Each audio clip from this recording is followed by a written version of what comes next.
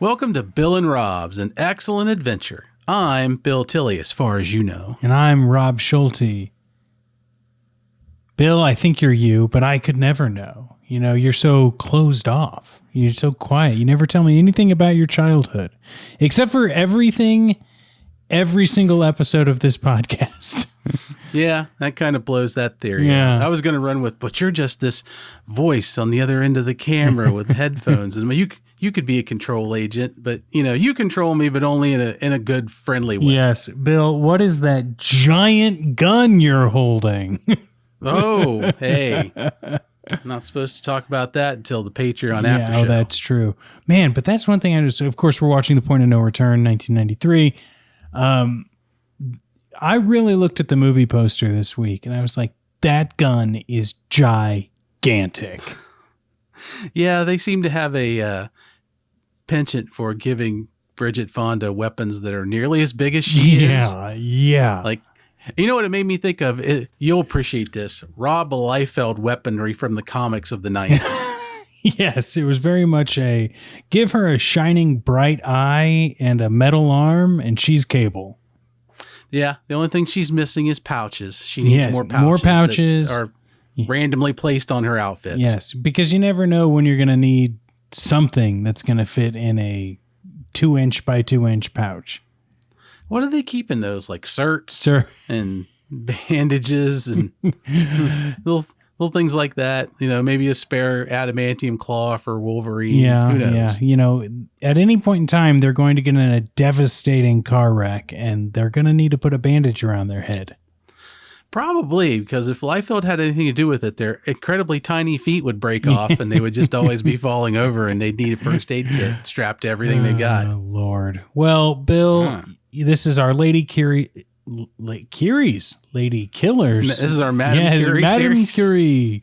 A Lady Killer series that you have chosen, and it's the penultimate episode is what I'm trying to say. Mm-hmm. And boy, have you brought it every single episode, Bill. This has been thrilling. And this movie's a nonstop thrill ride from start to finish. Should we read the back of the box? I think it's imperative that we declassify this information for our friends out there and let them know what is the plot of Point of No Return from 1993. You want me to do it? I dusted the dust off of my... Yeah, I want you to put your best Rob Schulte, I'm giving you your mission assignment, Mr. Phelps voice on, and let us have it. She is society's worst nightmare. A scruffy, ferocious, drug-addicted misfit. She's been convicted of murder and sentenced to die. Bridget Fonda. Single white female. Singles. Doc Hollywood. Stars as Maggie. A woman transformed by a covert government agency from a death row inmate into an elite assassin living on borrowed time. Maggie is dressed to kill, trained to survive, and set loose in a world where death is a way of life. And unexpected romance can complicate things even more. Directed by John Bottom? I always pronounced it Badham, but I can't swear to that. Well, let us know, patrons. He also directed War Games, Bird on a Wire, and Stakeout. This stylish box office hit co-stars Gabriel Byrne, Dermot Mulroney, Anne Bancroft, and Harvey Keitel.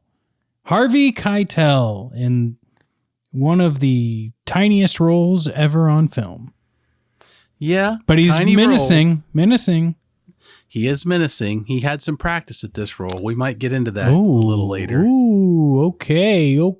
Well, Bill, you chose this. I'm assuming you've seen it, but sometimes I think you've chose movies. Maybe that was just sibling rivalry that you're like, we just got to watch this. But had you seen Point of No Return?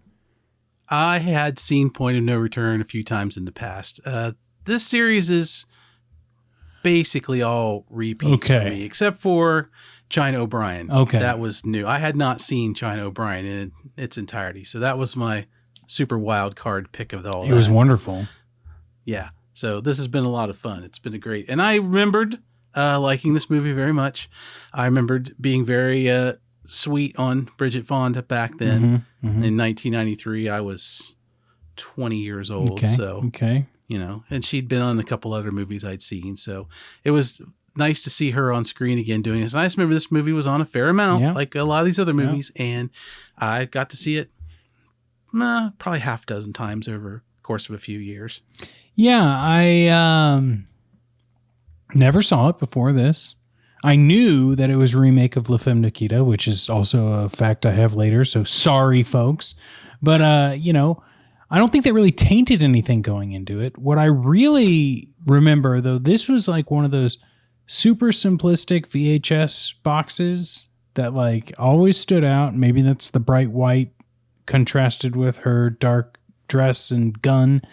But also, I'm pretty sure every movie store, Sam Goody Suncoast, rental, anything associated with movies was contractually obligated to have this poster hanging until about 2005.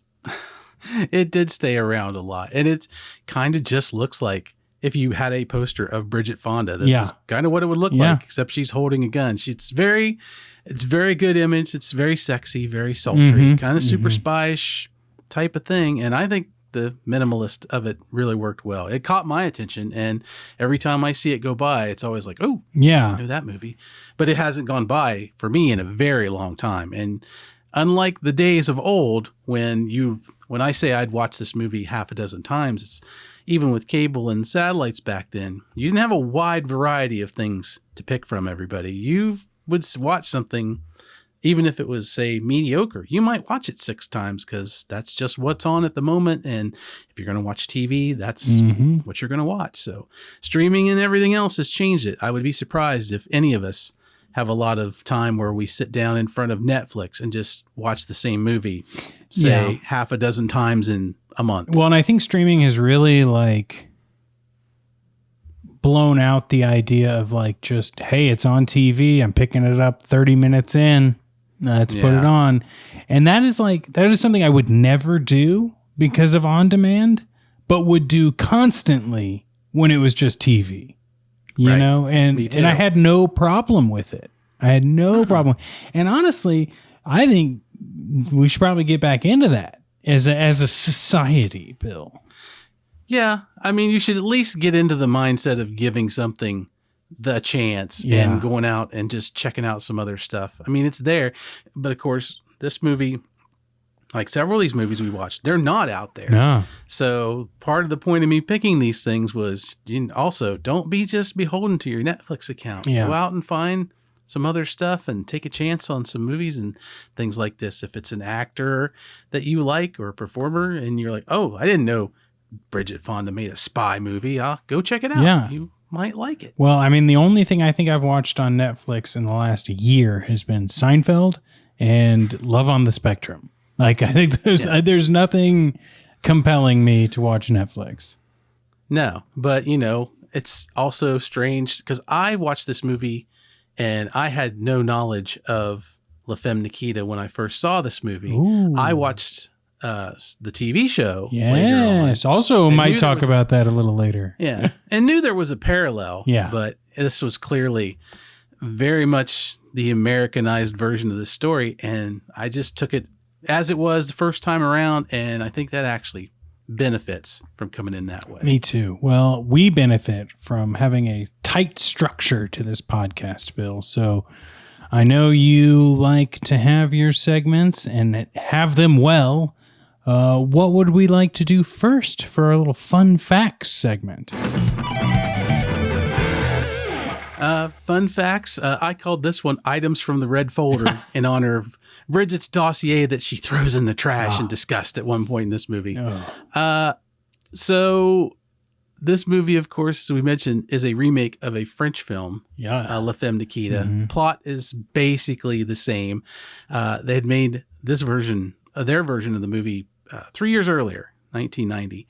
And I managed to find an interview with Bridget Fonda right as this movie was coming out, which these are hard to find. Everybody. Yes. We really do go looking for some extra stuff. I was scouring YouTube for things. Yeah.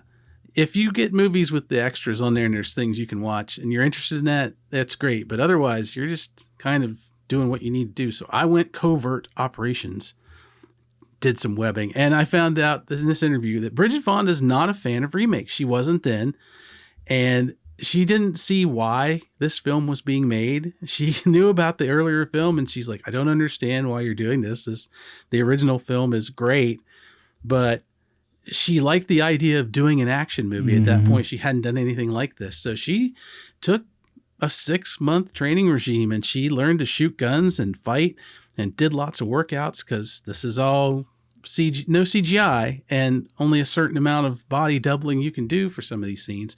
And also, she didn't watch Nikita. She knew about it, but she purposely did not watch anything about it because she didn't want to be influenced or intimidated by Anne Pillards. I believe that's how you pronounce her name. I could be wrong. Parland, one or the other. She's the star of the French version. And I thought that was really neat that you've got a movie that's a remake of a movie where the lead actress doesn't like remakes. Yeah. Yeah. But she still does it. I mean, that's my whole first fact, as well as that, of course, this is a remake of La Femme Nikita, which was also made into a television show, like you said, in 1997, which the 97 aspect of the TV show is like, wow, we are really like going back to the mine of Nikita for this one. Crucial difference, I guess, in the TV show is that she's like falsely accused of murder. And that really takes a huge chunk out of the story, I think, that she's like put into this covert operation controlled government society for not doing anything. And that... Yeah, she's not what you might call a bad person or a morally compromised person from the start in TV. She's just like, I'm stuck in this situation and now I kind of got to do it. Yeah. And I watched that show back in the day, so I liked it. I really did. You know who else liked it? My extremely conservative high school American government teacher. I don't know. Really? I don't know what it was, but I remember like when he wasn't trying to like throw wacko right-wing politics into our classroom at 0 hour, which to each their own. Sure, I whatever, but like very odd in a public high school. But actually not odd at all, but should be odd. He would talk about how he loves La Femme Nikita, and I was just like, I'm not seeing what's going on here. Why that you're telling us about this TV show, but well, I mean, did he love it or did he just love it because it was like Silk Stockings type television? I do believe there might be a correlation between his political affiliations and why he likes Silk Stockings-esque television shows, but could be. Yeah. But when I watched Point of No Return for the first time, like I'm sure I noticed the La Femme Nikita reference, but when the TV show came on for a while, I did not put 2 and 2 together. Oh, I believe it. I believe it. That it's so far apart. It's almost a decade later, and even in 97, like what are we just getting AOL around that time? Yeah. Yeah, exactly. So I assume somewhere there's still a La Femme Nikita AOL message board that we could have gone to for assistance. Chat room Nikita. Yeah. Alas, we did not. What was your other red folder fact? So at the beginning of the movie, Bridget Fonda's character, she is as the back of the box says, supposed to be a drug-addled misfit. And it's just hard to make Bridget Fonda look bad. When you have a beautiful actor or actress like this, what can you really do? You have to do a little bit of work. But one of the things they did, which I did notice, is they gave her false teeth. They basically gave her bad teeth that she would have from being a drug addict and so on. But they made it so she couldn't swallow when she had them in. And she wears them for a good quarter of the movie at the beginning. Yeah. She's that kind of look and character. And there's a scene where they all go to dinner and she basically kind of pitches a fit during the middle of the thing and is supposed to spit out her food and do all this stuff. And she said she wasn't sure she was going to be able to do any of it because she couldn't hardly keep the food in her mouth. Yeah. And she couldn't swallow. So she's like freaking out going, how am I supposed to make this scene work? I don't even know if I can hit the plate. Yeah. So when you see her just kind of thrashing and bashing around in that scene, it's more frustration where she's just like, I hope I don't spit all over the cast. Yeah. when I do this. So there's some serious method acting going on right there. Yeah. And I thought that was an amusing side product of trying to make your beautiful lead actress look bad. Truly embodying the character from the page. Speaking of like attempting to get someone to method act via the hand of the director, they filmed this in sequence, which is unheard of. Whoa. You know, because they thought it would like, now, you know, you're doing this scene first and your character grows and you will grow as we shoot the movie. And I think the movie might have suffered from it a little bit, and I will talk to that towards the end.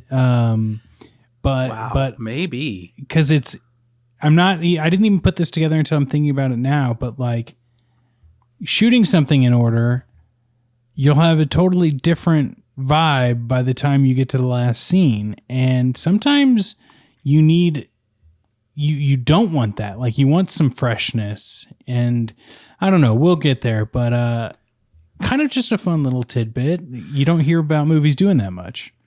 No, that's shocking to me because as a kid and you watch television, like, you know, it's TV. Yeah. But in my mind, I always thought things went in sequence. Me the too. idea that things are shot around never occurred to me. And you get older, you realize, oh, okay, well, you do that as much as for, well, we're on this set this day, we shoot all these scenes. Because you think of it like a play, you know? Yeah. Like you think of everything's got to be linear. Yeah. And when you learn that later in life, you're like, how you actors, when you do it well, can pull these scenes together and make it look seamless. It's kind of amazing. And with a movie like this, to think that you're going to set up every one of these scenes and shoot them and then go back at some point to these standing sets every once in a while and shoot more scenes there. That's an expensive process. Yeah. I imagine that probably anybody else but a John Badham would have had a hard time getting the studios to agree to something like that. Yeah. I mean, if he didn't have that bird on a wire feather in his cap, he may not have been able to do it. Well, I would have probably given him that because he also directed Blue Thunder, which is one of my favorite movies. Blue Thunder. So was Dana Carvey in Blue Thunder? In the TV show, That's right, yes. the TV show. Yeah. Okay. It was, Daniel Stern in Yes. movie. Well, what's up on our next little segment, Bill? Well, we're going to get a little deeper into some things in the movie that we liked, and we think these things are better than ravioli. Unheard of. I know. Little reference to a scene in the movie, and I think I'm going to stop explaining these and let everybody go look it up on their own. Well, I'll get us kicked off on this one. I think the first mission, like dinner sequence, was phenomenal. Very good stuff. Great fight scene, great tension, great rocket launcher. When he pulls that, when it's like, oh, I'm using a machine gun. Wait a second, let me just unscrew this, put on this missile, and it is great. And I watched the trailer to La Femme Nikita.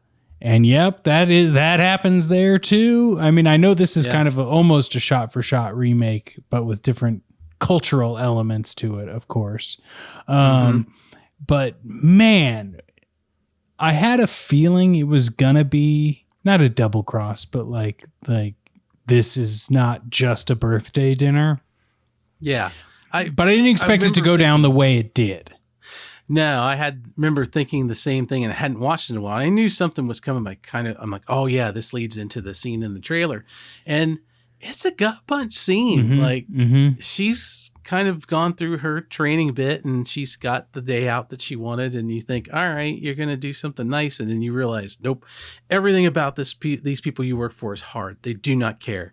They're going to stick you in this restaurant and tell you to shoot somebody on the spot in that moment, and it's wild. It is a great scene. It's a great setup. And I think Bridget does a really good job of carrying over how angry she is and then how she's just like turns that around to get the job done.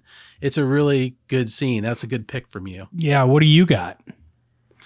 Well, one of the things I think is better than ravioli is Miguel Ferrer being his absolute Miguel Ferrer-ness in this movie. He is just, oh my God, you hate him so much. He is I think in a way he surpasses his RoboCop levels of being a terrible, terrible boss. Like his character Kaufman is over top of this whole organization, that this section of it, and it gives Gabriel Byrne, Bob, his marching orders, and he's like a psychopath wrapped up inside a comedian. He's got no conscience. He's creepy, and he's not on screen all that long. When he gives everybody their orders and tells everybody what's going to happen, it's very menacing. And he oozes that secret agent type, don't care, go do whatever we're going to do, and don't care who gets killed. To the point where after the movie was over, I started thinking, if they hadn't stuck so closely to La Femme Nikita, I kind of wish he had been in Bob's place throughout the movie. I would have liked to have seen the dynamic of misfit Maggie trying to survive her way through this organization and him being the boss, because Bob is he's cold, but he's not, he's got feelings for Maggie, and he's a little soft and almost, I won't say like her, but he's not a hard edge versus her. I kind of want out after a certain point. So maybe I just would have liked to have seen more of him, but I think he's great. And you could have also, by having him there, ditched the creepy love angle with Gabriel Byrne. Yeah. I agree with everything you say. I need Miguel Ferrer in more movies. Hey, maybe he'll show up on whatever I choose to do next series, but we'll have to leave it at that for now, Bill. I'm not ready to reveal my secrets quite yet. Classified. Yes, they're classified, everybody. They're in my red folder. Yeah. You don't get to see it yet. Nope. I just thought my other ravioli is just that Bridget Fonda was fantastic. It's clearly pointed out how good she is in the sniper sequence, and she says almost no words, right? Like you feel so much in that scene when they're in Nolans, and it is amazing. She's great. And I think, I know that she stopped acting on her own accord. She's like, you know what? She married Danny Elfman, right? And then she was like, I want to start a movie. I want to start a movie. I've starred in a movie. I've started many movies, but I was it 97 was like her last film role, I think, something like that. I think she had a credit in the early 2000s, and that was pretty much it. Yeah, and like she's only recently been seen, in the last year or so, and that's out and about, and that is is what it is. But I'm looking at this. She did. I had to pull it up. I had to know, but like. She did some stuff that's not exactly exciting, and then she was in the Chris Isaac Show, which was, if I remember correctly, very funny, and then a TV miniseries, and boom, it's Family Time. And I love when an actor's just like, I'm done. I kicked ass in a ton of fucking shit that everyone seems to like, and now I want to go raise my family.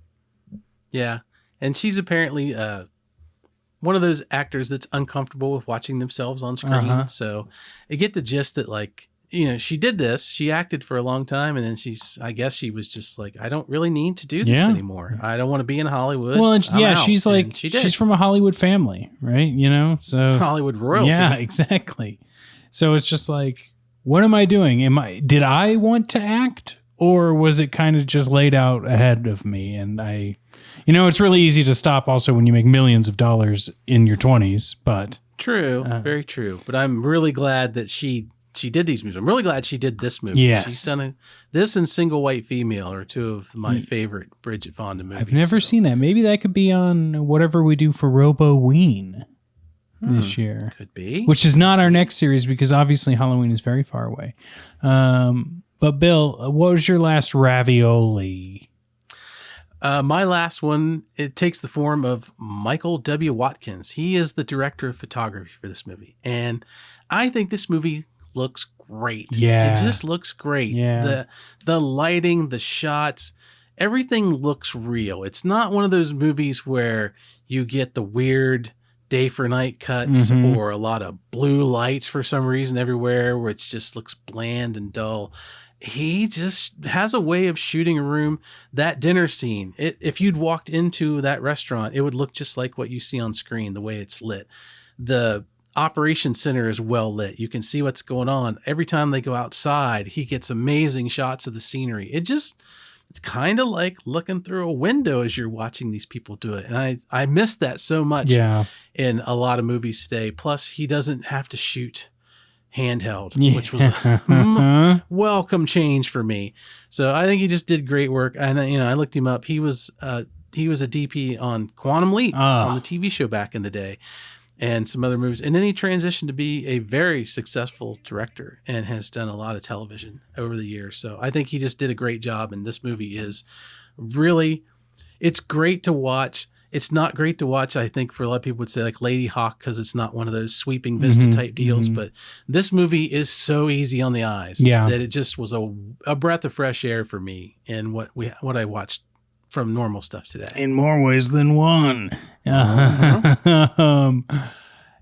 I think that you make an incredible point there, and you're not to get to Five Nights for $1 too soon, but Bill, you're really dissuading or convincing me of some things that I was a little on the fence about. So that's why we have this conversation. Yeah. That's the fun part of it. But here comes the not so fun part, at least in this episode, Bill. We have to talk about a couple of things we may or may not have liked about the film. Oh dear. Rob has opened a wood box in front of me. He's staring into it with a tear coming in his eye from the dinner table. Yes, folks, this is our section of dislikes, and we call this one, I do mind about the little things. Do you want to go first? Rob, you want me to go first? I'll go first this time. You went first last time, so I'll lead off. One of the things I don't like is whatever this secret agency is that Maggie and Bob work for, they have zero chill. Oh. Like, I don't understand what their point is. Their headquarters looks like standard, government HQ, but they assassinate people in the most public ways possible. They blow off whole tops of Marriotts just to get rid of people that they don't want around. They send their newest secret agent out after 6 months of training when they know she doesn't like her job and she's a flight risk to go do a very public murder in a high profile place. Like, if this is what Black Ops is,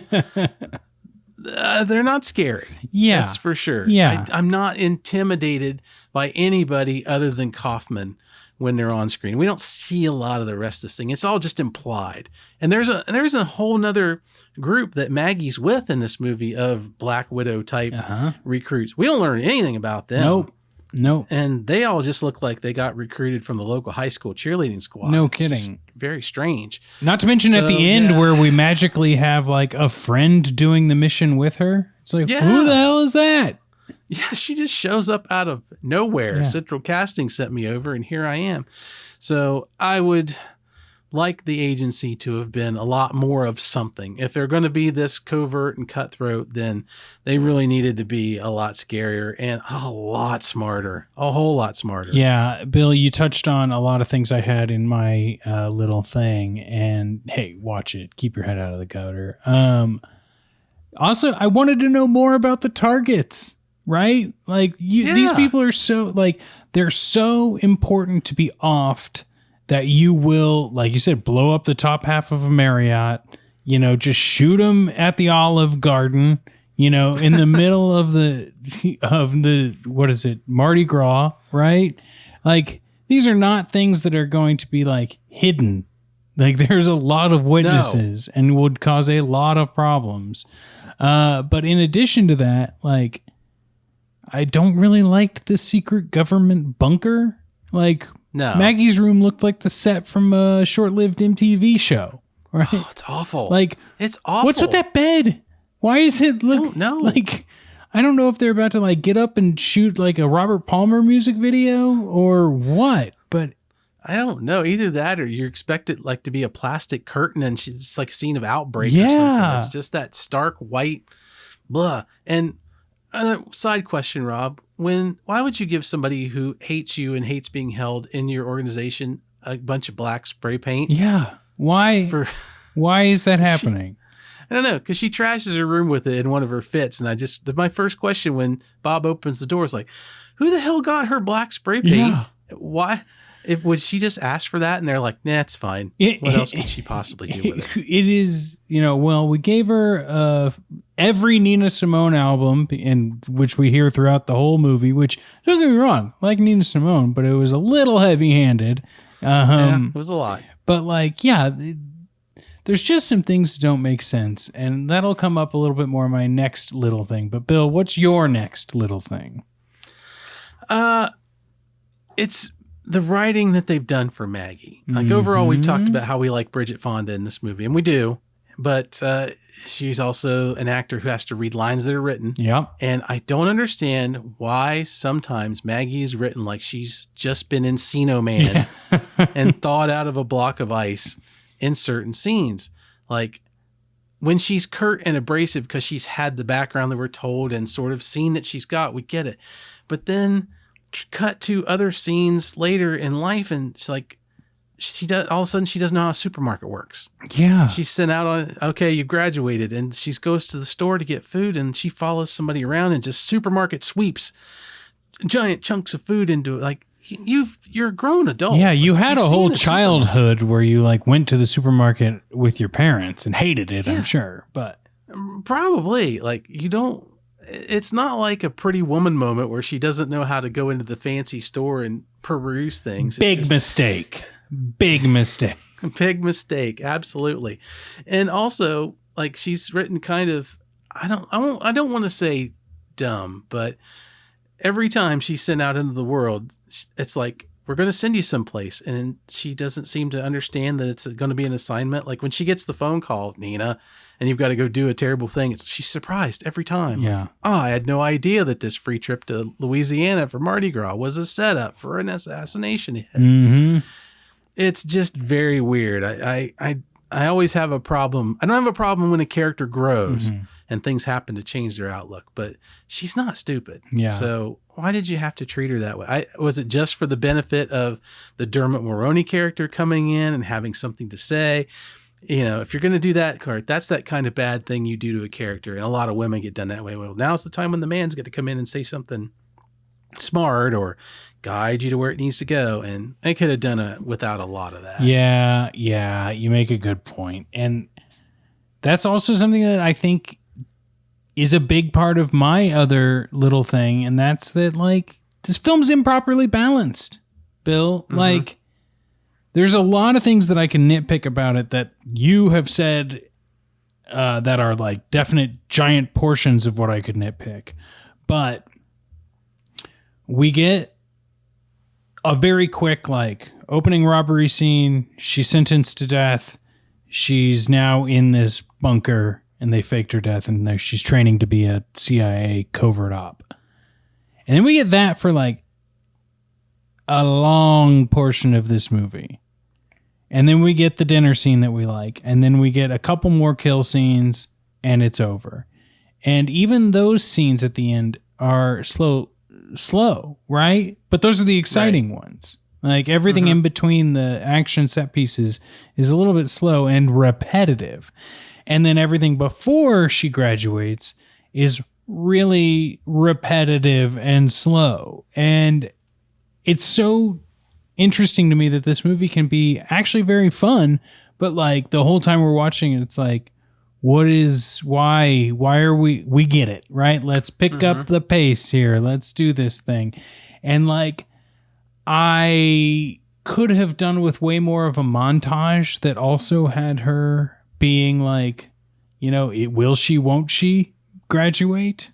Yeah. And it's just, and I think this is what I talked about earlier. It's just the shooting in order. I think they reveled too much in these early scenes that ended up obviously needing to be cut, but some of the scenes weren't able to be cut down enough because they were this is gold. She's learning. She's being this character, Yeah, I totally agree, especially the whole parts with the relationship. Yeah. I think it would have been nice to, nothing particularly against Dermot Mulroney in this movie, but I don't need JP in this movie. Yeah.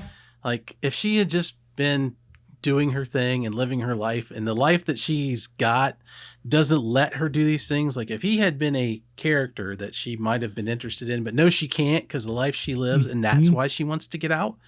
It's because maybe she wants that someday. That would have made more sense, and we wouldn't have had to watch a lot of his petulant bitching throughout this movie about, your girlfriend is super secretive and you're not okay with it, but you'll just keep dragging and pounding this into the ground. Yeah. And there's like this whole, like, will they, won't they with Bob as well. And it's kind of like, that's not, I'm not rooting for that. And I'm not rooting for JP. I'm only rooting for Maggie in this movie. Right. It's wild. Yeah, but totally agree. It is, if that's the worst of it, we still got a good film here, Bill. Agreed. And, not only did we get a good film, we got some amusing moments out of this film.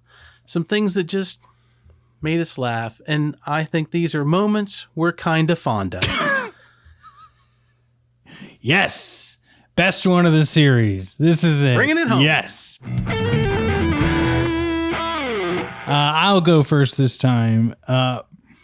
Bill, now I might need your help with this, and you may not know either, but we were talking about JP and Bob, and there's the scene where Bob is Uncle Bob, and he comes to dinner, and there's like this weird jealousy, psycho-sexy sort of thing happening, and Bob alleviates all the worries of JP by talking about the farm they grew up on, Maggie and him, and says she's the only woman to tame this horse. This is the only girl who could tame a horse.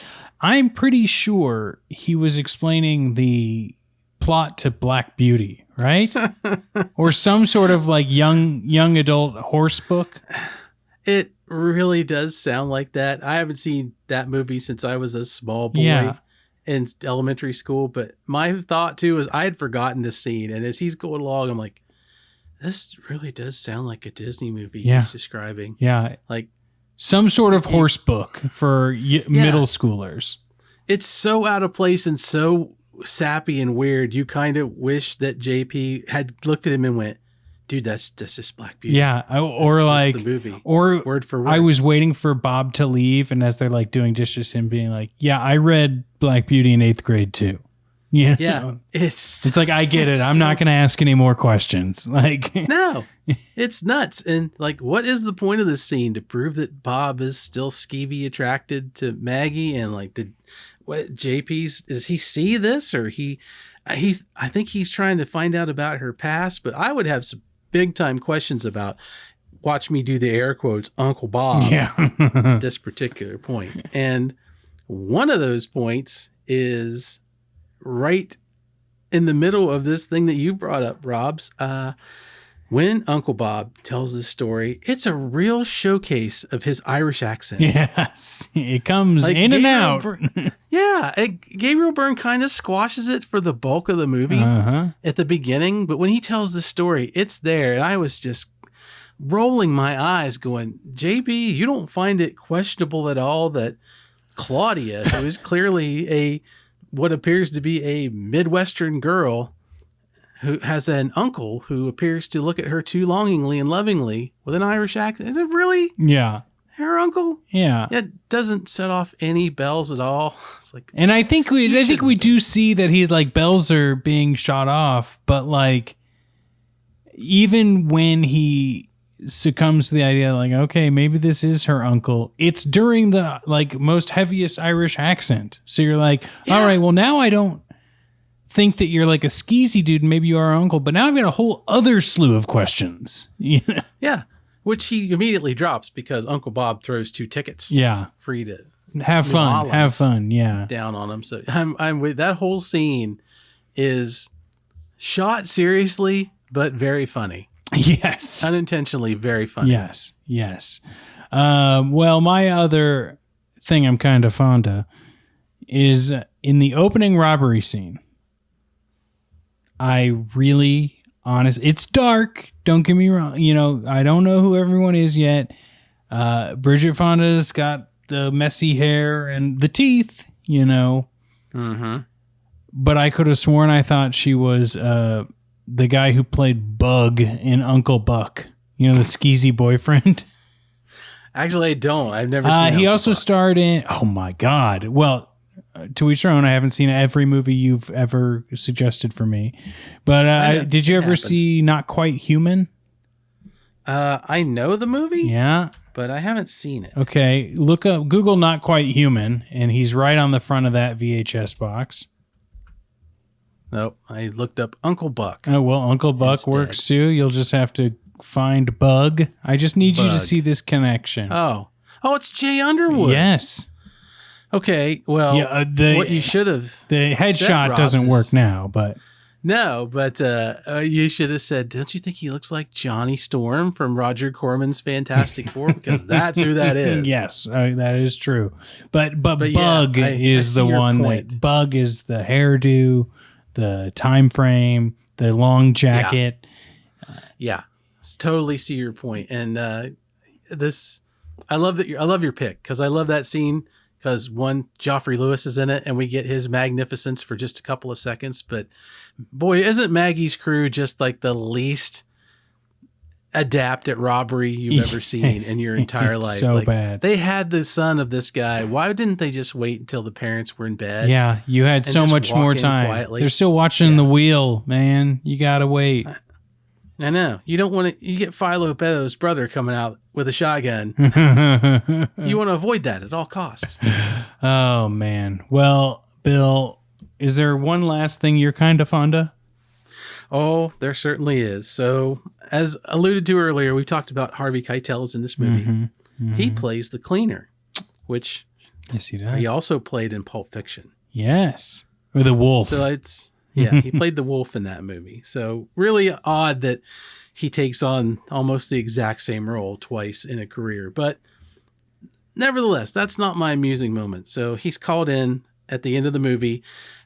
Maggie and Beth, her spy friend, they're sent in to take out the girlfriend of the final bad guy, and they take her out and they take out the bodyguards, and it kind of goes sideways and there's some shooting going down. And so Beth calls in the cavalry.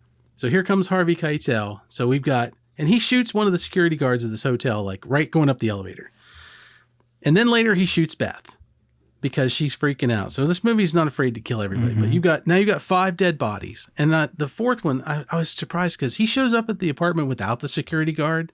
So did he hide him somewhere? Like, will somebody find him in the hall? But he throws them all in the hot tub or whatever, pops open his briefcase, and he pulls out 3 gallons of sulfuric acid. Now, we all know where this is going, everybody. Mm-hmm. If you haven't seen this, you've seen Breaking Bad, but I think you'll notice that they go to big lengths in Breaking Bad to tell you how much of this stuff you need. Yeah. Yeah. And I'm just going, if he's the best of the best, do you really think you're going to show up at a place where you already know you've got 3 bodies with only 3 gallons of sulfuric acid? Yeah. Now, I've done a Google search, which is probably going to get me in trouble later. Yes.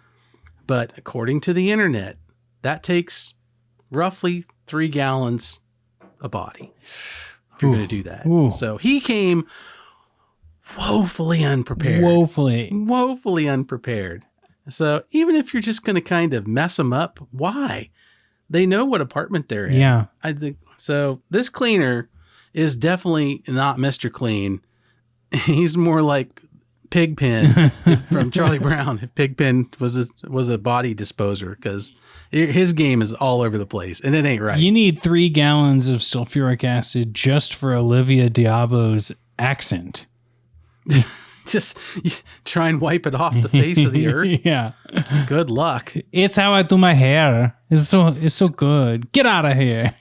I come from the country stereotype. Yeah. I'm not Russian. I'm not German. I'm just hateful. Yeah. And I hate everyone, but look at my hair. I hate it. I hate you. All right. Well, Bill, what I don't hate is rating films. And how do we like to do that? We like to do this with our little section we call 5 Nights for $1. And if you remember video stores, when you walked in, might be a little rack somewhere in the store, and there'll be some movies on it. Might say something like 5 Nights for $1. Hey, give us $1. You can keep this for up to 5 nights. What a deal. And that's how we do this. Mm-hmm. We don't look at our movies based on any sequels, any prequels, compare them to anything else. We're not comparing this to La Femme Nikita. We're simply comparing it against itself. So we have walked in. Rob has gone into Suncoast. I've gone into Sights and Sounds, as mentioned. We've thrown down our buck. We've got our copy of Point of No Return. We're home. How many of those 5 nights are you going to keep it based on this viewing? Now, Bill, I must make a crucial update.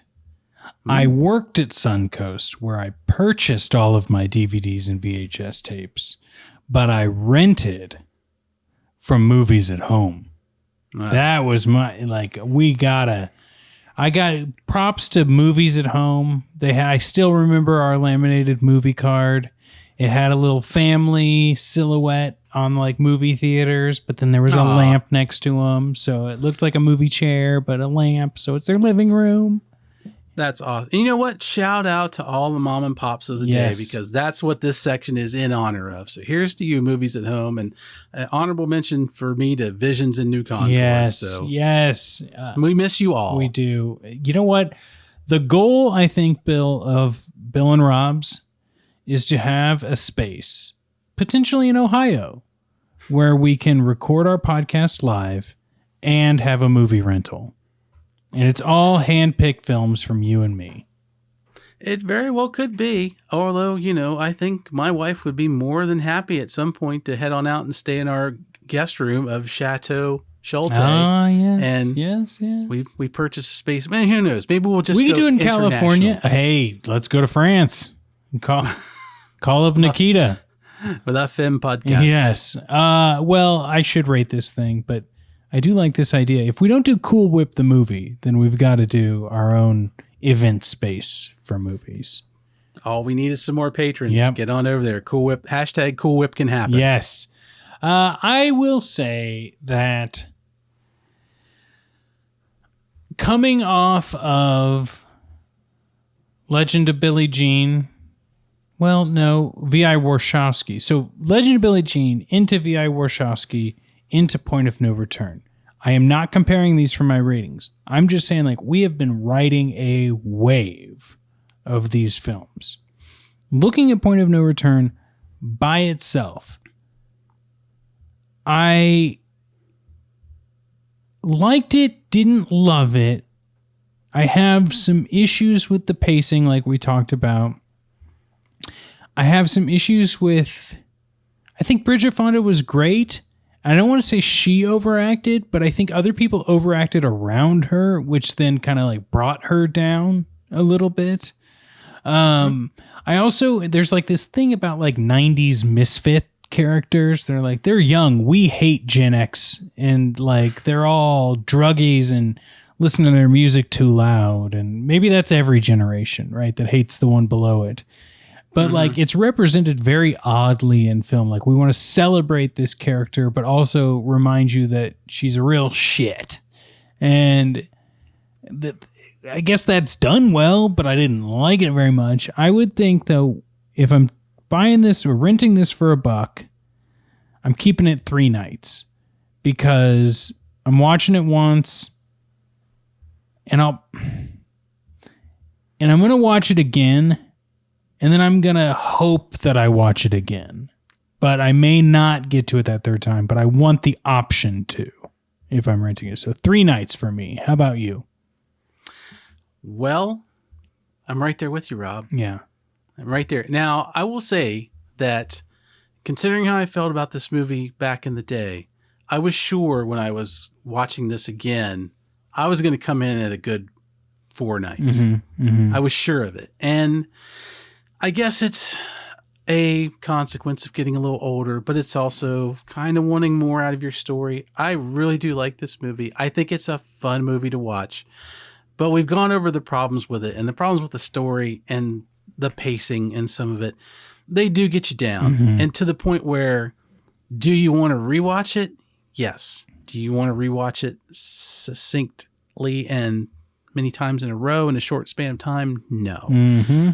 It's just not that. You come for the Fonda and you get it. The rest of the movie is very serviceable, but it's not one that you can just mainline one shot after the other. But I would definitely be in the 3-night category. I'm going to get 2 solid watches out of it, and odds are I'm not going to get the third, but I'm going to stretch those 2 watches out because it's going to be day 1 and 3, and then I'll take it back because I'll have it sit for a day, and then it'll be one of those movies that I remember fondly, but now that I've seen it again as an older man and those kind of things in my brain that I look for in a movie, will I watch this movie again later? Maybe. But I'm not going to be in a hurry for it. But I enjoyed it, and I would enjoy it after a long hiatus, and I think somebody who is predisposed to these movies would like it very much. So I am going to give it a solid 3. Okay, I like that. Well, Bill, I'm really thrilled. We've got one more movie on Lady Killers. We're going to announce what it is, but first we got to say thanks to our patrons. You make this happen. We need you to help us make Cool Whip the movie or our own event space where we can talk about movies and record the podcast, or just, help pay our fantastic editor, Rob Adler, who we really appreciate you helping us out and doing the damn thing. Bill, this is wonderful. We got one more to go. What are we watching? This one, I will say, is a super personal favorite of mine. It is a movie I've watched many times over the years, and it's one that I was desperate to get Rob's to watch to the point where I pitched it for PSP a couple of times, which he may not remember because it's been a while. Yeah. It's runaway levels of persistency for me throwing this out there every once in a while. But we are going to watch the 1984 movie Night of the Comet. Wow. Starring Catherine Mary Stewart. One of my personal favorites, and a cast of wonderful people in it. It's a great movie. It is a fun movie. I love it, and I'm just going to say it. I want Rob's to watch it because I want him to love it, and I know there's elements of this that he lives for in this movie because it's the 80s, and there's some scenery, and Rob's does love his scenery. I love my scenery. And I think this is a movie that a lot of people would like, and maybe there's somebody out there who would like it along with us. Yeah. So hopefully we will find that person on our next recording. Yeah, maybe someone will join us. But Bill, maybe they'll have to just tune in and find out. And this is really exciting. And of course, next week I will announce what we're going to watch for the next Rob choice. So until then, we will see you all at Bill and Rob's An Excellent Adventure. Goodbye. Bye.